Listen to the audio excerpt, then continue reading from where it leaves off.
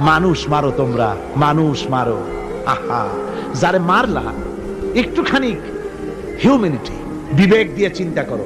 যাকে মেরেছ ওই রাত্রে তার বাড়ির কাছে যাও, ওই রাত্রে গোপনে তার বাড়ির কাছে গিয়ে দেখো তার মা কিভাবে তার সন্তানের জন্য কাঁদতেছে, মায়ের কোলটা খালি হয়েছে বলে কিভাবে কাঁদতেছে, তার বাবা কিভাবে কাঁদতেছে, তার বউ থাকলে কিভাবে ছটফট করতেছে, তার কলিজার টুকরা সন্তান থাকলে কিভাবে আব্বা আব্বা বলে কাঁদতেছে। যারে গুলি করে মেরেছো একবার বাড়ির কাছে গিয়ে কান পাচা শোনো। মনে রাখো যুবক, সন্ত্রাসীরা শুনে রাখো, অস্ত্র দিয়া মানুষকে যারা মেরেছো, আল্লাহর কসম করে বলি যেভাবে মেরেছো ওইভাবে তোমাকেও নিহত হতে হবে, কোনো সন্দেহ নাই।